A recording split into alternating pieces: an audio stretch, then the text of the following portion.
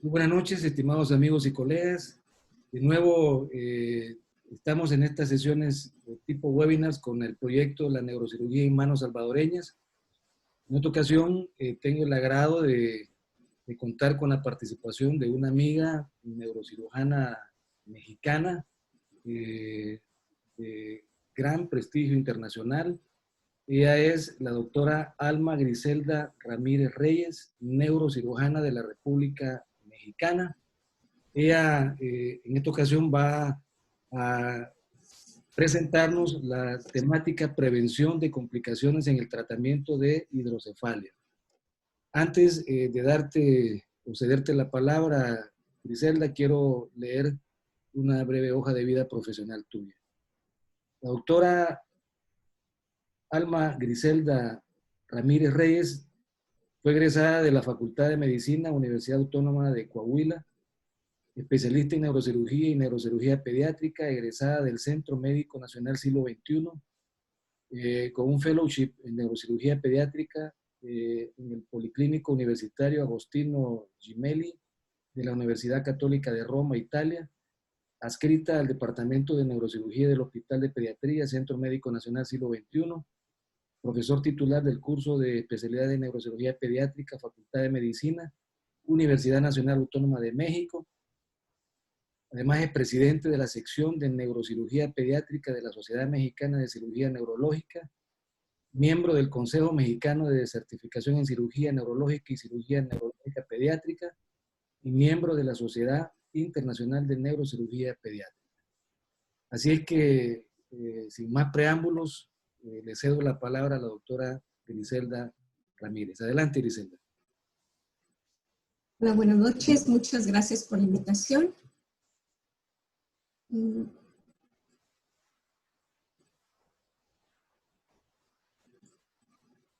Y bien, el tema que vamos a tratar el día de hoy es sobre la prevención de complicaciones en el tratamiento de la hidrocefalia, dado que esta es una de las patologías más frecuentes que se tratan en los servicios de neurocirugía alrededor del mundo. Y bien, para poder hablar de este tipo de enfermedad, la hidrocefalia, tenemos que conocer bien la fisiopatología y la fisiología del líquido cefalorraquídeo. Estos son algunos esquemas donde se pueden ver perfectamente cómo nosotros conocemos que el 80% del líquido cefalorraquídeo se produce a nivel de los plexos coroideos y el resto se produce a nivel del espacio subaracnoideo. Toda esta dinámica del líquido cefalorraquídeo la conocemos perfectamente bien como el líquido cefalorraquídeo debe de pasar a través de los ventrículos laterales, el tercer ventrículo, el cuarto ventrículo hacia el espacio subaracnoideo y debe de ser absorbido a través de los linfáticos en los senos venosos durales y a través también del bulbo olfatorio y los capilares del parénquima transepenimario. De ahí pasa hacia lo que es la circulación general y el sistema linfático subaracnoideo y el sistema gliolinfático cerebral cumplen una gran función dentro de lo que es la dinámica, la circulación y absorción del líquido cefalorraquídeo. En sí, la hidrocefalia no es una sola enfermedad o una sola entidad.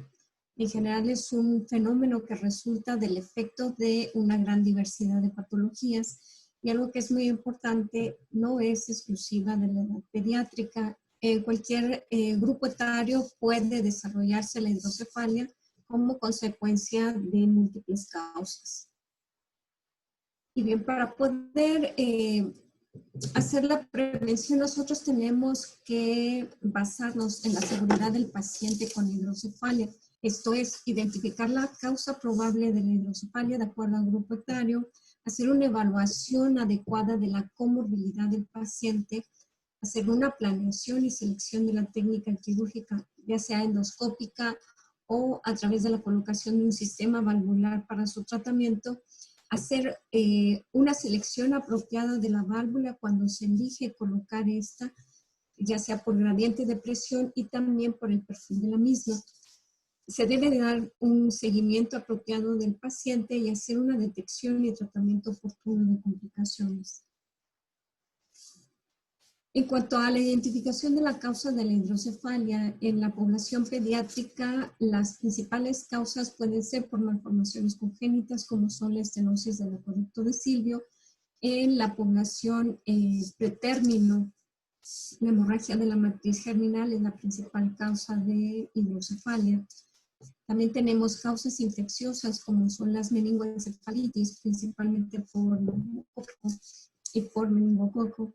Las infestaciones parasitarias hacia el sistema nervioso central, como en nuestros medios son la neurocisticercosis, la presencia también de una hemorragia subaracnoidea traumática o no traumática, y algo que es muy frecuente, sobre todo en la población escolar y adolescentes, los tumores intraventriculares, y entre ellos principalmente aquellos que se localizan en el cuarto ventrículo.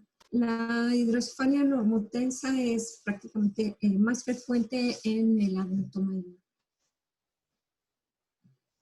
En cuanto a la evaluación de la comorbilidad del paciente, estos son otra serie de factores que debemos de tomar en consideración para la prevención de complicaciones, o sea que el paciente tenga la presencia de otras malformaciones congénitas como espina bífida, la presencia de onfalocele, gastrosquisis o de alguna cardiopatía compleja. También las displasias sanguíneas como la púrpura trombocitopénica, la presencia de hemofilia o la enfermedad de von Willebrand también son factores que son muy importantes que tengamos un control sobre ellos para disminuir el riesgo de complicaciones en estas últimas, principalmente de tipo hemorrágico. En cuanto a la evaluación de la comorbilidad en el paciente adulto con hidrocefalia, hay que tomar en consideración que algunos de ellos pueden tener insuficiencia renal crónica, insuficiencia hepática, que suelen asociarse principalmente a complicaciones infecciosas. También la presencia de otras miocardiopatías o hipertensión pulmonar deben de tomarse en consideración principalmente cuando no es posible utilizar el peritoneo para la colocación de un sistema valvular y se tiene que colocar a nivel arterial. La presencia también de tuberculosis sistémica es otro de los factores importantes que hay que considerar en estos pacientes. En cuanto a factores de riesgo que nosotros observamos en diferentes grupos etarios y principalmente en los lactantes, nosotros podemos encontrar pacientes con inmunosupresión, con presencias de bacteremias o sepsis. Esto es muy frecuente observarlo principalmente en el recién nacido pretérmino con hidrocefalia poshemorrágica, y es una situación que debemos de tomar en consideración antes de hacer un tratamiento para la hidrocefalia. También la presencia de cirugías abdominales como laparotomías exploradoras, si estos pacientes han requerido de alguna gastrostomía, colostomía o algún procedimiento de resección como en la apendicectomía, son factores que hay que tomar en consideración al momento de decidir cómo vamos a tratar la hidrocefalia en nuestros pacientes. También la presencia de cirugía urológica con derivaciones urinarias. Algunos de estos procedimientos pueden ser transitorios y que van a requerir en algún momento la reconexión en estos pacientes, y hay que considerar diferentes vías en las cuales nosotros podemos colocar un sistema valvular para el tratamiento de la hidrocefalia, y principalmente en menores de 12 años. Ahora bien, en cuanto a la planeación y selección de la técnica quirúrgica, esta va a depender mucho también de dónde se encuentre la obstrucción en la circulación del líquido cefalorraquídeo, y también va a depender mucho de la edad del paciente. Generalmente en pacientes menores de 2 años, el riesgo de falla, una tercer ventriculostomía es muy alto, cerca del 70%. Y es una situación que se debe considerar en estos pacientes. La selección también de un sistema valvular pues va a depender también de lo que nosotros vayamos a tratar en este tipo de pacientes, sea un niño o sea un adulto mayor. Así tenemos nosotros diferentes áreas donde podemos trabajar con un paciente con hidrocefalia, si se elige la tercera ventriculostomía endoscópica en un paciente en el cual tiene una hidrocefalia por una obstrucción del acueducto de Silvio o es ocasionada por una lesión que está obstruyendo la circulación normal del líquido cefalorraquídeo, como puede ser un tumor en la región pineal, en la región tectal o en el cuarto ventrículo, se puede optar por una tercera ventriculostomía endoscópica como medio de tratamiento para la hidrocefalia y también que nos permite realizar una biopsia del tejido tumoral en ese caso. Cuando nosotros seleccionamos realizar una colocación de un sistema valvular, vamos a colocarla dentro de los ventrículos laterales para poderla nosotros diferir hacia el abdomen o a nivel atrial, o también puede ser colocada en otras localizaciones como el retroperitoneo a nivel también de la vesícula biliar, etc.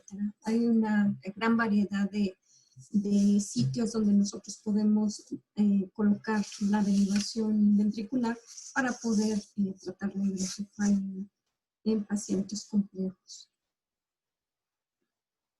Y bien, cuando se elige realizar un procedimiento de endoscopía, aquí es muy importante, obviamente, el tener el entrenamiento adecuado previamente para poder realizar con seguridad este tipo de procedimientos. Generalmente es bastante seguro en manos bien entrenadas poder efectuar el procedimiento de la tercera ventriculostomía, que puede ser realizado con un sistema de endoscopio rígido o con un sistema de endoscopía flexible.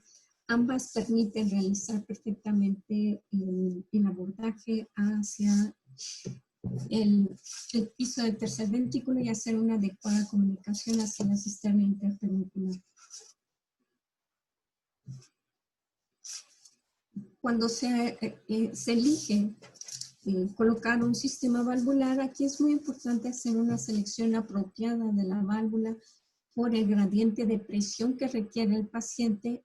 Esto es, a qué presión tenemos que llevar normalmente a este paciente dependiendo del grupo etario y el perfil de la misma. ¿Por qué razón? Porque no es igual un perfil neonatal o un perfil pediátrico o del adulto. Cada uno es diferente y tiene sus indicaciones. Si colocamos un perfil muy alto en un paciente neonato, corremos el alto riesgo de que se ulcere esa piel o que se exponga ese sistema valvular. La presión diferencial es muy importante en la selección de la presión que se va a elegir, si va a ser baja, media o alta.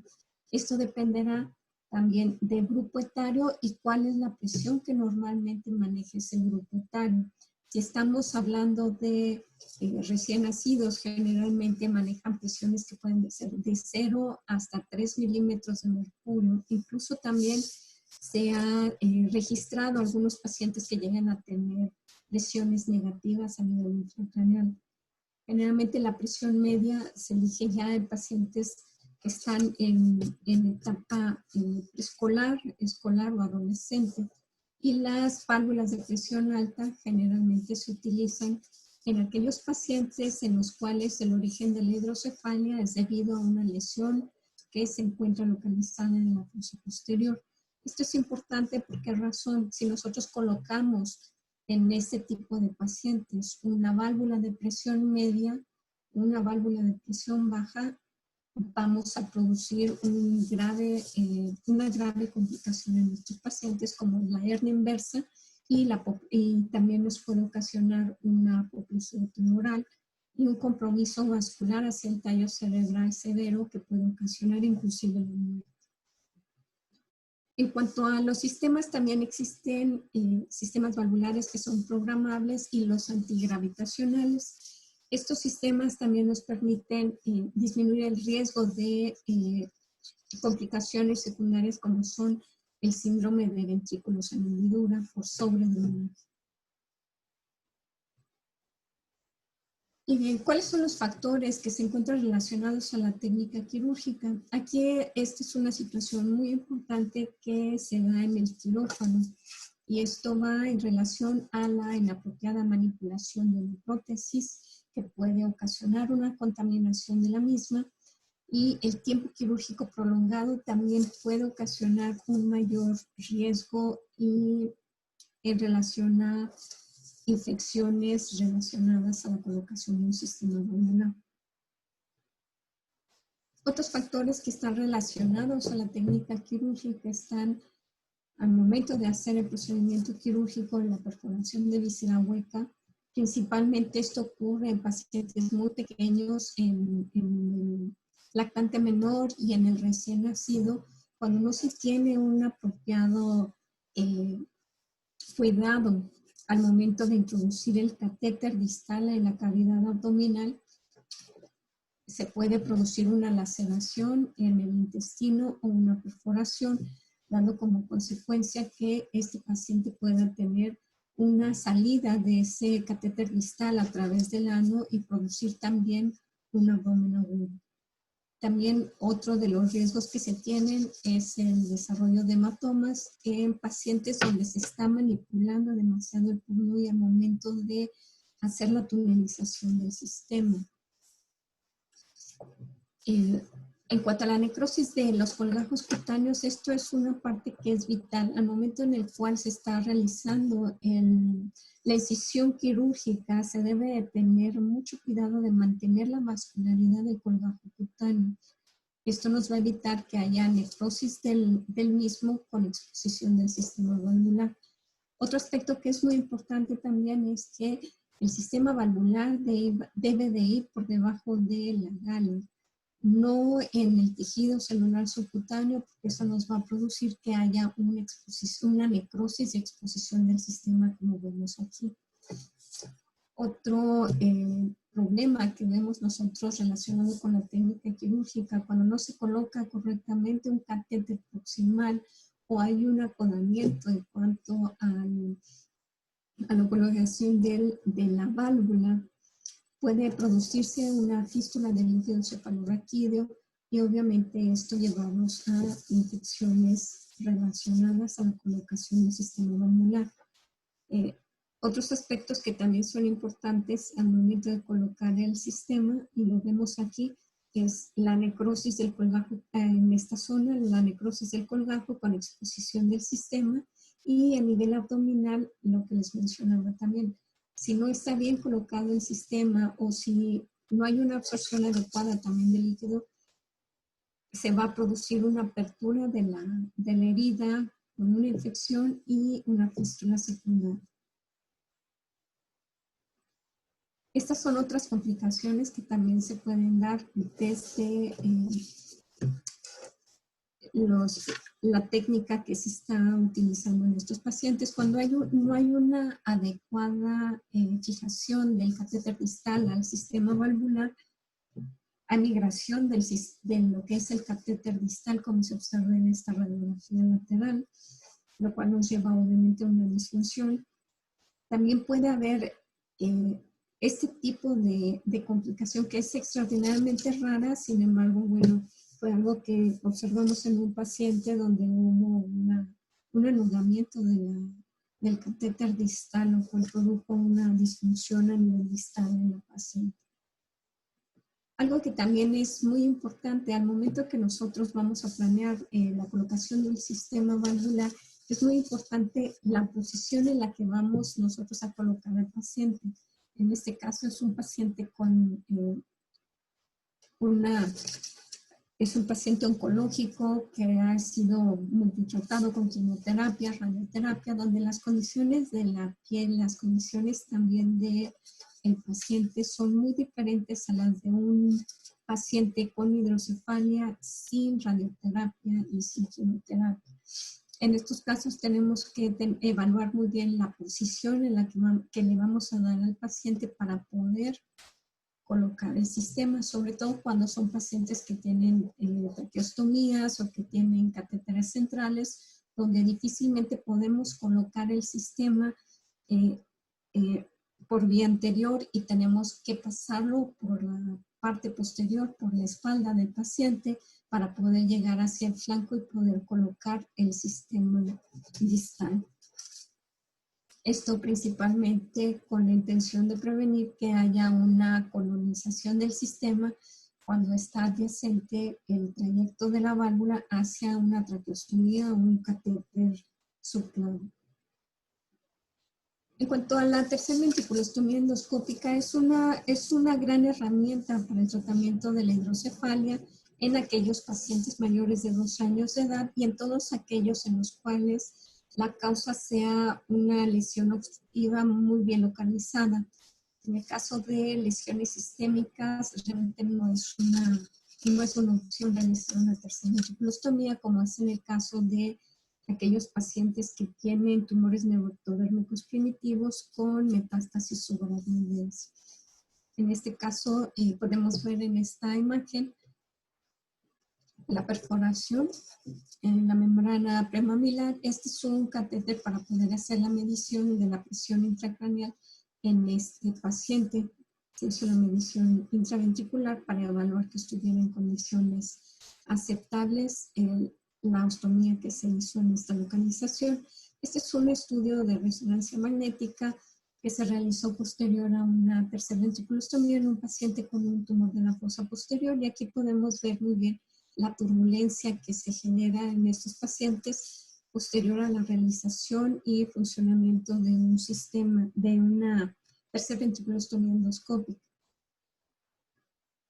Y bien, algo que es bien importante es la detección y tratamiento oportuno de las complicaciones. ¿Esto por qué razón? Porque los eventos adversos, que si bien son lesiones no intencionadas en el proceso de la atención médica, nos llevan a una estancia prolongada con altos costos en la atención en salud, pero también nos lleva a producir una discapacidad permanente o inclusive puede llegar a ocasionar la muerte en algunos pacientes. Por esta razón es que es muy importante la detección y tratamiento oportuno.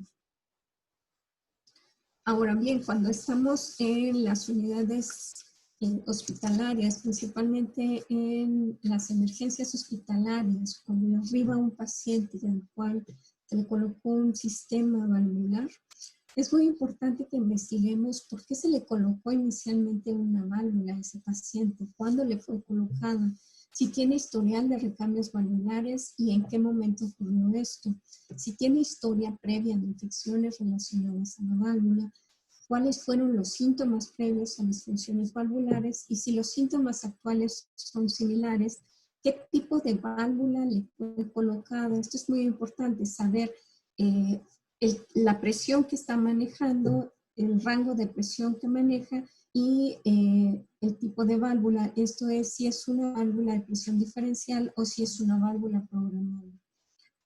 Algo que también es muy importante evaluar, si el niño actúa de forma diferente desde que inició su enfermedad. Esto es muy importante principalmente en aquellos niños con retraso del desarrollo, niños que no se pueden comunicar, sin embargo su actitud y su comportamiento cambian y pueden mostrar más irritabilidad.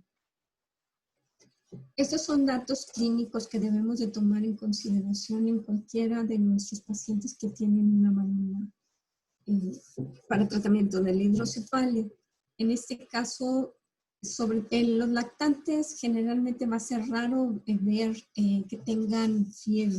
Algo que es muy manifiesto cuando tienen una sepsis relacionada a una válvula, generalmente se manifiestan más por hipotermia. Y esto es un signo muy importante que hay que tomar en consideración en estos niños. En el escolar, en el adolescente y el adulto, generalmente ellos sí tienen más manifestaciones de fiebre. Otros datos que hay que considerar son la presencia o no de irritabilidad, de cefalea, si hay somnolencia, principalmente en horas en las cuales normalmente deberían estar despiertos, la presencia de dolor abdominal localizado, si hay o no evacuaciones diarreicas. Este es un dato muy importante principalmente en los lactantes y se asocia frecuentemente a colonizaciones del sistema valvular. En cuanto a las complicaciones, estas se dividen en 3 grandes grupos. Estas pueden ser por fallas mecánicas, pueden ser infecciosas o puede ser una falla funcional. Esto es, las fallas mecánicas nosotros las agrupamos en obstrucción del sistema, esto principalmente cuando hay acodamiento en el catéter distal o entre el catéter proximal y la conexión con la válvula. Si hay fractura en el sistema, si hay alguna desconexión con migración del catéter distal, o en ocasiones también puede haber migración del catéter proximal si no hubo una adecuada fijación, y también puede estar ocasionado por perforación al momento en que se está colocando el sistema valvular o que se está haciendo el cierre de las heridas, se puede perforar inadvertidamente el sistema. Aunque la causa más frecuente de complicaciones sigue siendo las infecciosas, que pueden ser principalmente de tipo bacteriano, principalmente asociados al estafilococo y al Streptococcus epidermidis, que es el más frecuente de todas las bacterias que nosotros podemos encontrar asociadas a colonizaciones de los sistemas valvulares.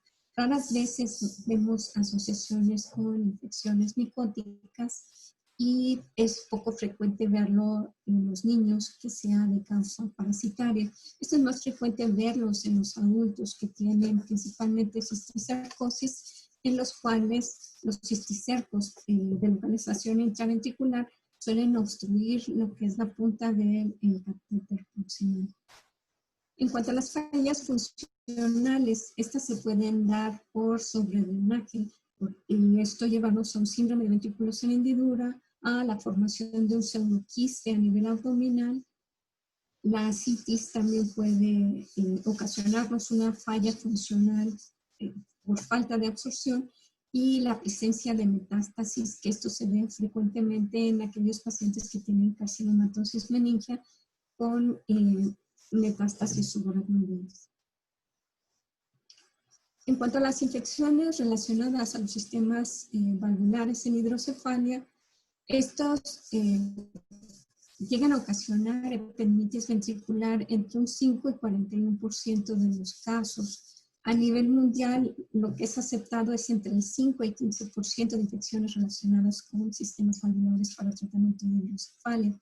Y estas se pueden manifestar el 70% de los casos en los primeros 2 meses y el 90% de los casos en los siguientes 6 a 8 meses posteriores a la colocación de un sistema valvular.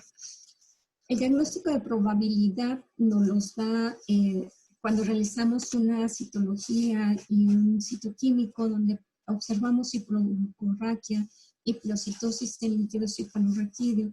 Sin embargo, el diagnóstico de certeza solamente nos los va a dar el cultivo en líquido cefalorraquídeo y el aislamiento del germen. Esta situación es importante. ¿Por qué razón? El diagnóstico de probabilidad, y que es algo en lo que se basan algunos neurocirujanos para colocar un sistema, no debe de ser a través de un citológico y un citoquímico. 2 o 3 citológicos no me sirven para nada si yo no tengo la certeza de que mi cultivo de líquido cefalorraquídeo es negativo para colocar un sistema valvular, siempre y cuando haya terminado un esquema de tratamiento con antibióticos. Y bien, una vez que se ha colocado el sistema valvular, ¿qué factores siempre hay que estar pendientes con nuestros pacientes? Hay que evaluar si este paciente tiene o no incremento en el déficit neurológico durante el seguimiento. Si nuestro paciente tiene epilepsia y una epilepsia de difícil control, si presenta disfunción severa de las vías visual y auditiva. Estos son factores pronósticos que son muy importantes de evaluar, sobre todo en cuanto a la calidad de vida de estos pacientes. La mortalidad sigue siendo alta, casi de 30%, cuando hay una infección persistente en hidrocefalia aceptada, y inclusive esta puede ser mayor al 40% de los casos cuando no se logra controlar la infección y hacer un tratamiento adecuado de esa hidrocefalia aceptada. aquí es muy importante tener el apoyo principalmente por un servicio de infectología para el tratamiento adecuado de estas infecciones. ¿Por qué razón? Porque cuando tenemos pacientes que tienen hidrocefalias multiloculadas, en ocasiones podemos tener múltiples gérmenes, no solamente uno como factor causal de esta grave complicación. Y necesitamos realmente que reciba un tratamiento apropiado por parte del servicio de infectología de acuerdo a los gérmenes aislados. En cuanto a los costos para atención en disfunción valvular, esto es una parte que es muy importante tomar en consideración, sobre todo porque sabemos que estos pacientes son pacientes que son que requieren un largo seguimiento, son pacientes que pueden llegar a tener estancias hospitalarias prolongadas si se presenta alguna complicación desde el primer procedimiento quirúrgico.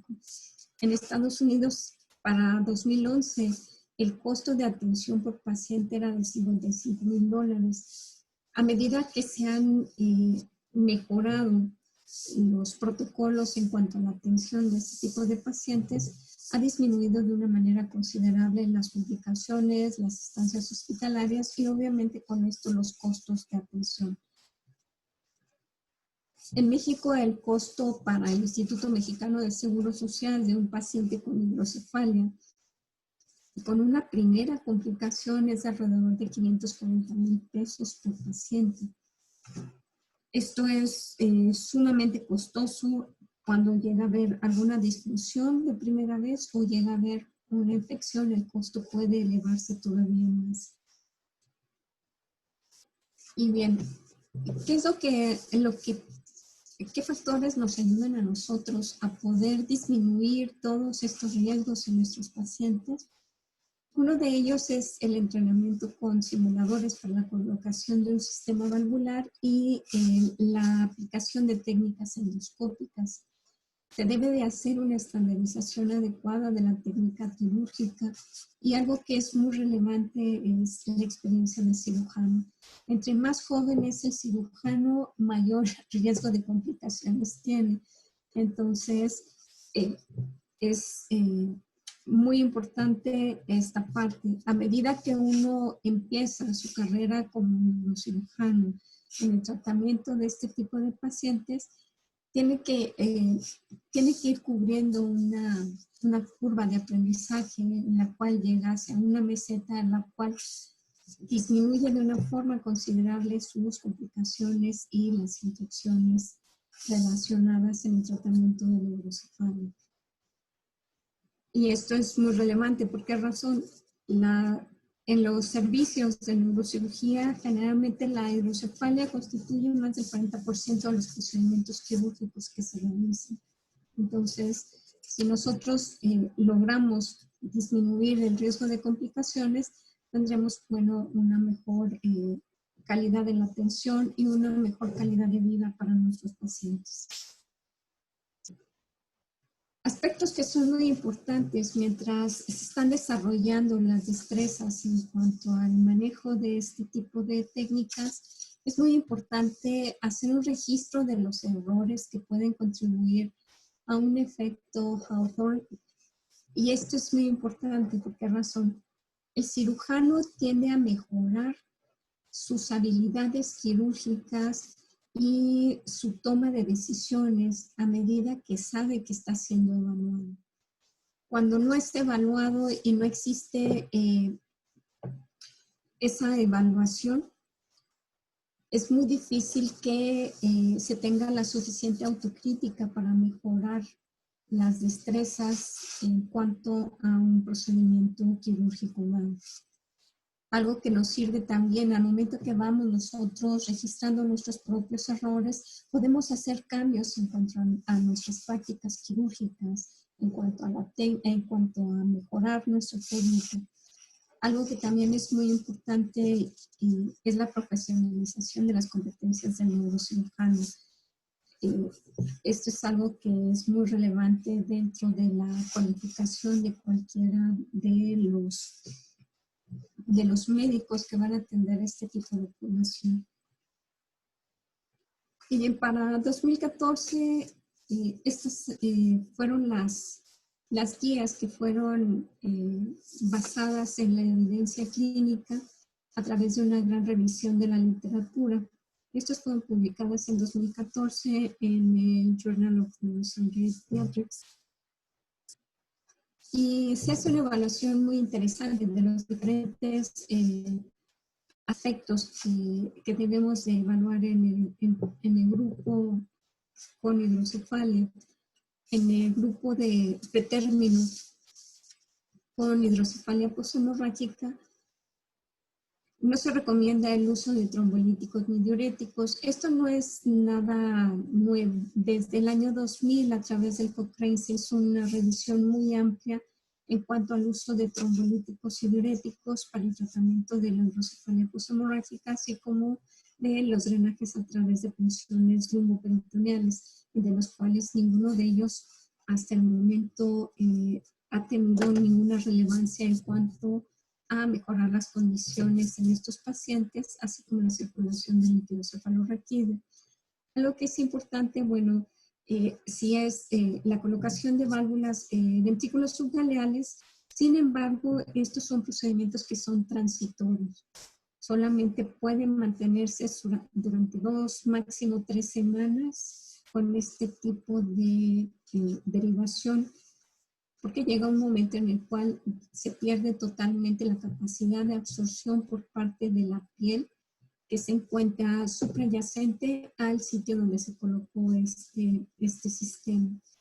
Los estudios que fueron revisados, todos ellos hasta el momento fueron clase 2.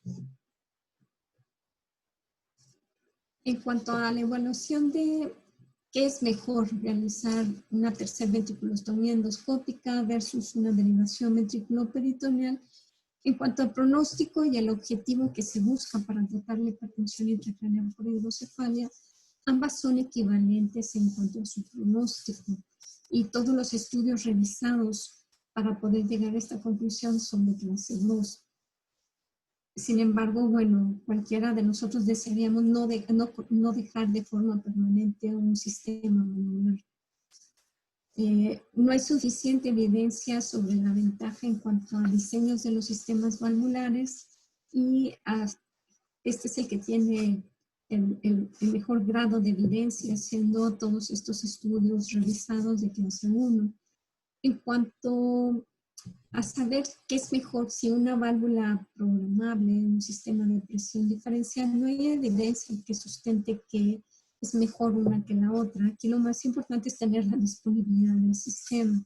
Obviamente sabemos que también el costo de una válvula programable es casi 3 o 4 veces más alto que el de una válvula de presión diferencial. En cuanto a la profilaxis con antibióticos, podría no ser recomendable para prevenir infecciones en sistemas de derivación ventrículo-peritoneal. Está muy bien demostrado que si se realiza el procedimiento quirúrgico bajo las mejores condiciones de asepsia y la menor manipulación del sistema valvular, así como de los tejidos del paciente, se reduce de una forma considerable las infecciones. Aquí todo lo que es los estudios revisados han sido de clase 1 con una buena evidencia en este aspecto. Otro de los factores que han sido muy importantes, al menos en los últimos 20 años, ha sido la introducción del uso de catéteres impregnados con antibióticos que podrían ser asociados a menor riesgo de infección respecto al convencional. Sin embargo, todos los estudios revisados tienen muy bajo nivel de evidencia hasta el momento. Inclusive hay algunos autores que han mencionado que quizás estos catéteres impregnados con antibióticos podrían incrementar la resistencia bacteriana en los pacientes.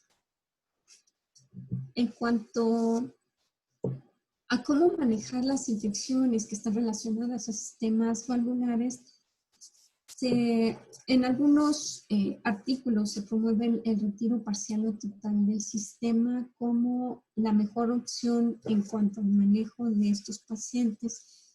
Y aquí el nivel de evidencia ha sido clase 2. Esta es una parte que es muy importante. ¿Por qué razón? Porque durante muchos años se estuvo tratando a los pacientes con infecciones asociadas a válvulas con la aplicación de antibióticos a través de los reservorios de los sistemas valvulares, y esto no demostró ser eficiente en cuanto al tratamiento de una infección, y terminaron retirando las válvulas y dando un tratamiento a través de derivaciones externas y tratamientos con antibióticos sistémicos hasta la erradicación de la infección y poder colocar una válvula de forma segura o hacer una tercera ventriculostomía endoscópica de forma segura. En cuanto al punto de entrada del catéter, si se coloca frontal o parietal, ni la medición previa del sistema ventricular no han demostrado evidencia de que esto mejore el funcionamiento del sistema. Sin embargo, sí está bien demostrado que los pacientes en los cuales se colocan sistemas valvulares, principalmente a nivel parietal posterior, tienen mayores riesgos de desarrollar crisis convulsivas. Y bueno, estos son algunos de los aspectos más importantes que quería resaltar con ustedes en cuanto a las consideraciones que debemos tener para la prevención de complicaciones cuando tratamos pacientes con hidrocefalia. Muchas gracias. Y también quiero invitarlos a nuestro curso de actualización de neurocirugía pediátrica del 6 al 10 de julio del año. Muchas gracias.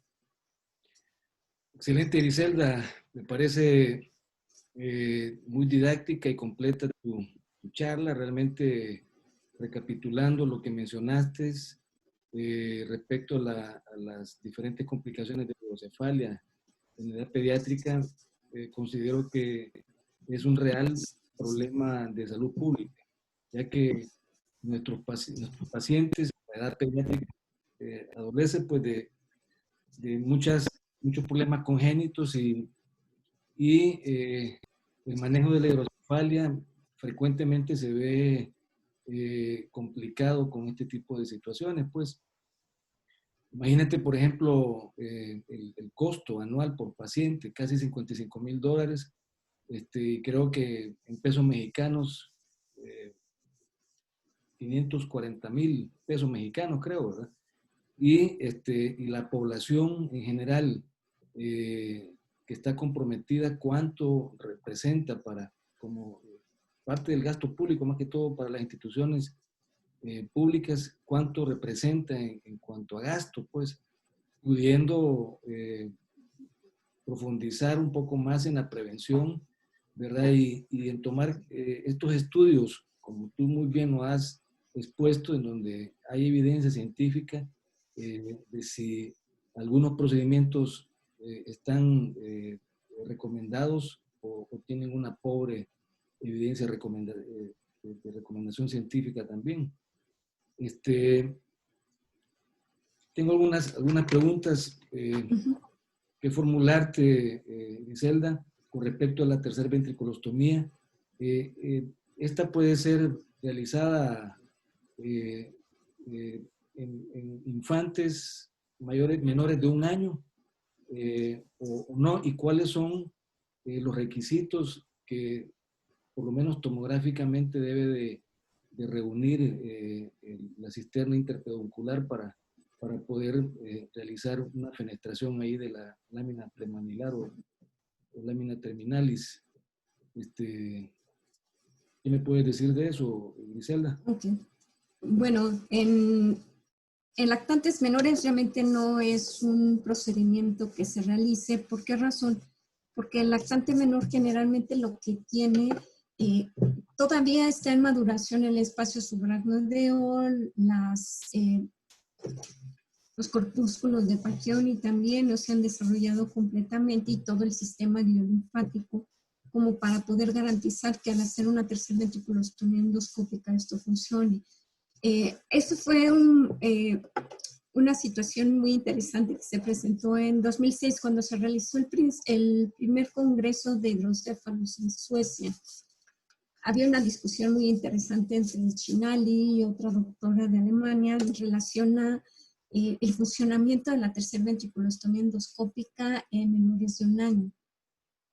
Mientras el doctor en ese momento estaba apoyando la tercera ventriculostomía endoscópica y la doctora, lo que ella criticaba mucho era esta situación, ¿no? de la inmadurez para la asignación de ese líquido cefalorraquídeo, de la absorción adecuada.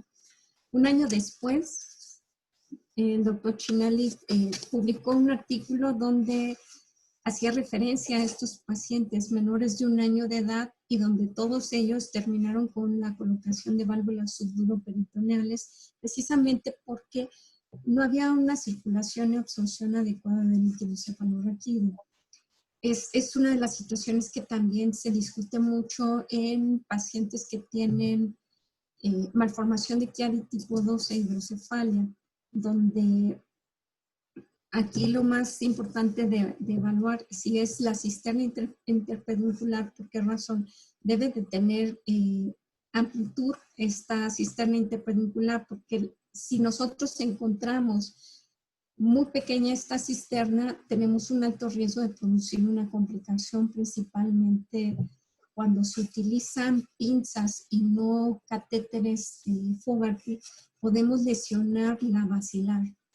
Entonces, sí es una situación que hay que evaluar muy bien. Igualmente, si se puede hacer una evaluación, no nada más con tomografía, sino con resonancia magnética, sería lo ideal para poder evaluar el tercer ventrículo. ¿Por qué razón? Porque algunos pacientes, el área que corresponde a la membrana premamilar, si es muy pequeña, podemos ocasionar una lesión hipotalámica y no nos va a permitir hacer una adecuada tercera ventriculostomía y vamos a tener complicaciones, sí, por diabetes insípida. Podemos generar también que este paciente tenga una obesidad secundaria también por disfunción hipotalámica y ocasionar también un hipotiroidismo secundario. Sí, Griselda, pero una vez realizada la fenestración en la lámina premamilar y fenestrada a través del microcatéter de Fogarty, ustedes penetran hacia la cisterna con el endoscopio y porque había leído... Con el que es más fácil hacerlo es con la endoscopía flexible. Flexible. De hecho, alguna vez lo hicimos con el doctor Diego Pérez con el rígido, pero el rígido sigue siendo todavía muy, aún y cuando ya son de 3 o de 4 milímetros los endoscopios, el flexible nos permite realmente hacer una exploración hacia lo que es la membrana del Lilliquist y entrar hacia la cisterna interpeduncular y poder abrir también el espacio subaracnoideo en esa área. Sí, porque también se recomienda el liberar esa membrana del Lilliquist, ¿verdad? Para poder... Exacto. Para poder garantizar que se haya una adecuada circulación. Dinámica de líquido cefalorraquídeo, ¿verdad? Y ya, ¿qué porcentaje de restenosis han tenido ustedes? Es decir, una vez hecha la tercera ventriculostomía, es frecuente que se vuelva a estenosar la fenestración y volver otra vez a reintervenirlo. No, realmente, bueno, en los que nosotros llegamos a realizar tercera ventriculostomía, nada más tuvimos 4 casos en los cuales se tuvo que volver a explorar, se hizo la medición de la presión intracraneal y se volvió a hacer la apertura. Y tuvimos un caso en el cual tuvimos una obstrucción de la tercera ventriculostomía, pero por una metástasis subaracnoidea en un paciente con un meduloblastoma. Sí, y estaba leyendo o escuchando en un curso de endoscopía ventricular también para el tratamiento de la hidrocefalia en estos pacientitos, la cauterización de los plexos coroideos o la cauterización selectiva también de la arteria ¿Qué sabes respecto a eso, Griselda? En cuanto a la cauterización, es un método que ayuda de alguna manera, sobre todo en aquellos pacientes que tienen eh, una, una macrocefalia secundaria a hidrocefalia, donde ya se han realizado múltiples procedimientos de derivaciones ventriculoperitoneales. La cauterización de los plexos coroideos ayuda a controlar de una manera muy importante la producción de líquido cefalorraquídeo y también la necesidad de colocar un sistema valvular. Sí, En un buen porcentaje. Se puede hacer por endoscopía o incluso todavía hay gente que lo sigue haciendo por craneotomía. Bueno, esto pues tiene más riesgos que claro, sí. otra cosa. O sea, quedamos claros también de que, por ejemplo, las válvulas de presión baja o media en hidrocefalias secundarias, hidrocefalias obstructivas secundarias a lesiones, por ejemplo, implantadas en el cuarto ventrículo, podrían un drenaje abrupto podría favorecer una herniación inversa, ¿verdad? Exacto. Sí. Exacto, una hernia inversa con compromiso de la circulación vascular posterior, que implica el riesgo de un infarto en el tallo cerebral y también el riesgo de una apoplejía tumoral. Claro, cómo no, sí. Y en los pacientes que previamente se han realizado una tercer ventriculostomía y se ha reintervenido o han desarrollado pseudoquistes abdominales por múltiples derivaciones ventrículo-peritoneales, la opción en estos pacientes, en estos infantes, la opción de una derivación ventrículo-atrial, por ejemplo, ¿es factible, Griselda? Sí es factible. De hecho, cuando son niños muy pequeños que ya han tenido múltiples cirugías hacia el abdomen por válvulas, sabemos que la tercera ventriculostomía no les va a servir, pero se puede colocar a nivel atrial, claro que sí. Sin embargo, tenemos que hacer antes de eso una buena evaluación también por cardiología. ¿Por qué razón? Ya lo mencionaste tú también, muchos de estos niños tienen una gran comorbilidad y tenemos que descartar si este paciente tiene una hipertensión pulmonar, si tiene algún tipo de cardiopatía, también hay que evaluarlo.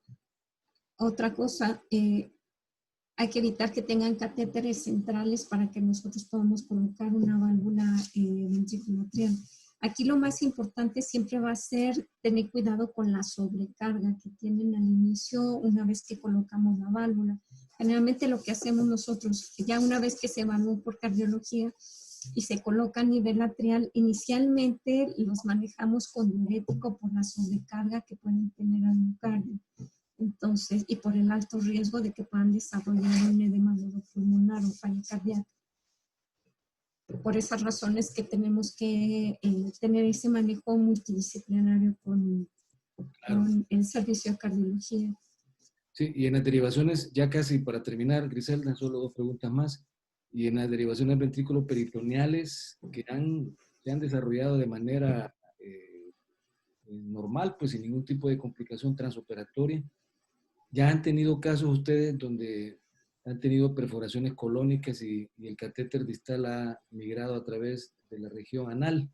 Yo, en adultos he visto ese tipo de situaciones en donde se ha desarrollado una verdadera fístula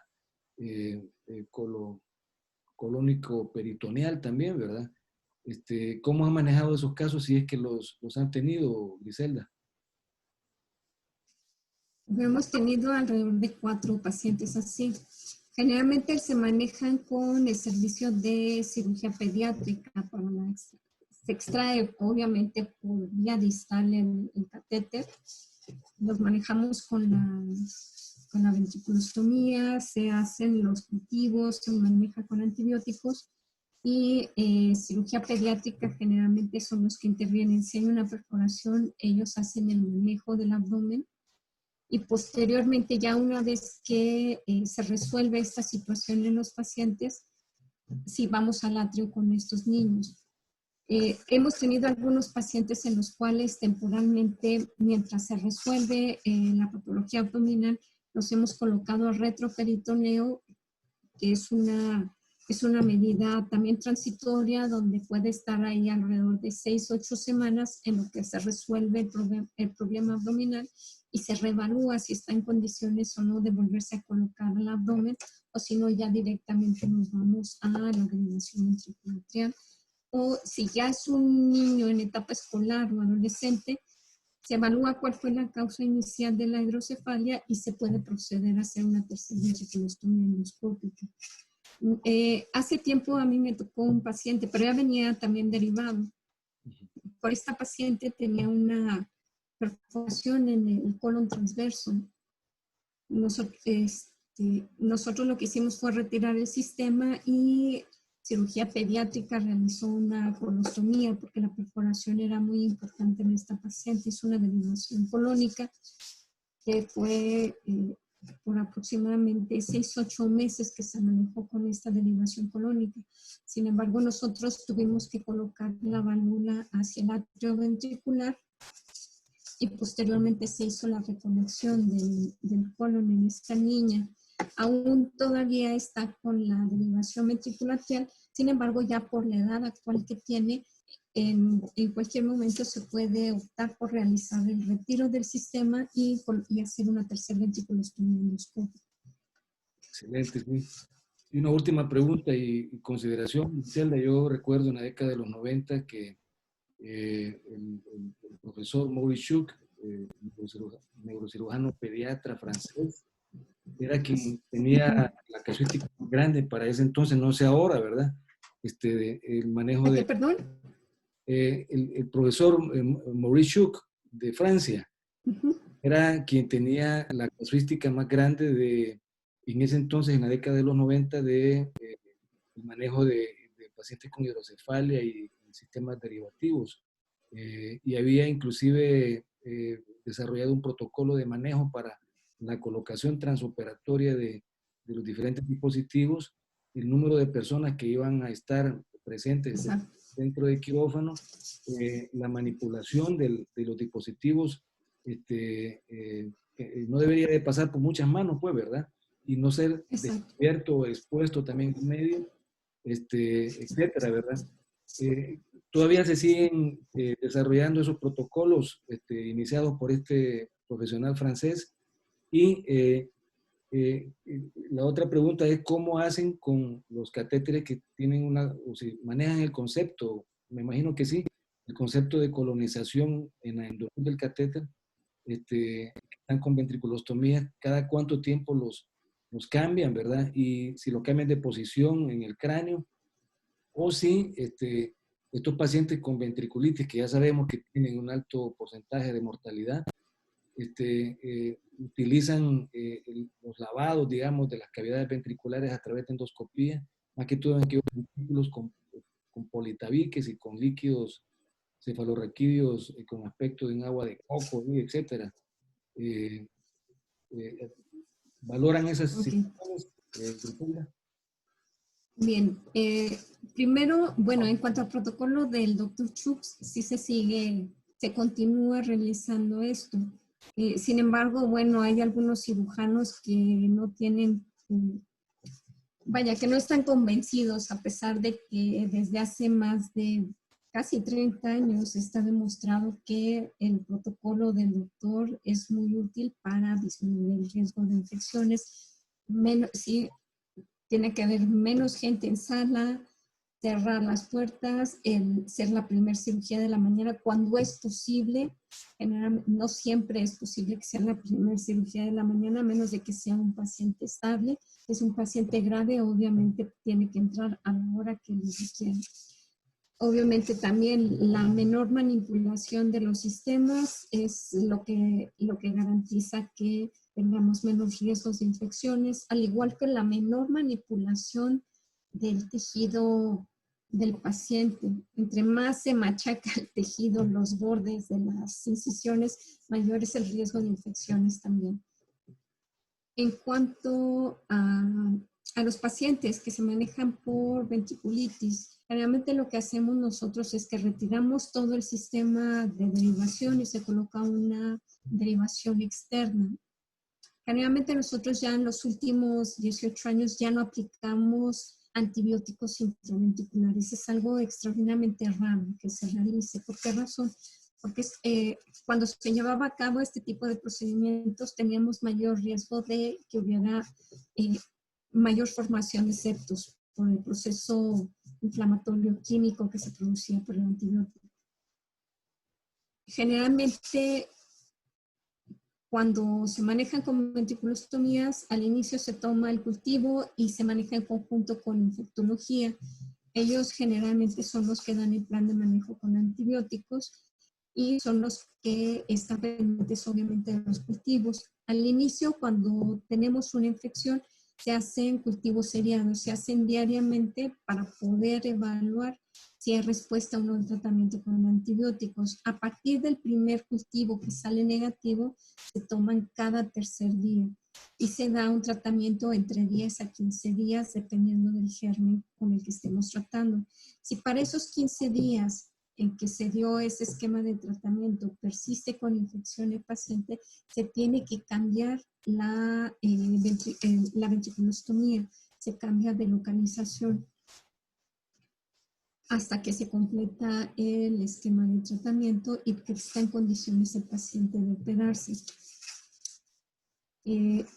Algo que mencionas y que sí es una verdadera tragedia es cuando tienes pacientes que llegan con hidrocefalia aceptadas. Hace muchos años, bueno, cuando se empezó la endoscopía en nuestro hospital en 1994, había una mayor frecuencia de pacientes con infecciones ventriculares asociadas a válvulas. Y generalmente lo que se hacía en esa época sí eran lavados ventriculares, se hacían muchos procedimientos endoscópicos. Sin embargo, esto no mejoró ni la sobrevida ni la calidad de vida de muchos de estos pacientes. Algo que te dice mucha gente en la actualidad y que nosotros ya lo vivimos es que hay que lavar, hay que quitar. La verdad es que cuando tienes el proceso infeccioso en el momento que está saliendo prácticamente purulento el líquido cefalorraquídeo, por más lavados que realices, difícilmente vas a controlar esa infección. Y corremos más riesgo de ocasionar secuelas en estos pacientes porque estás aplicando mucho líquido extraño y tenemos mayores riesgos de secuelas también de discapacidad neurológica, epilepsia de difícil control y obviamente también se incrementa la mortalidad.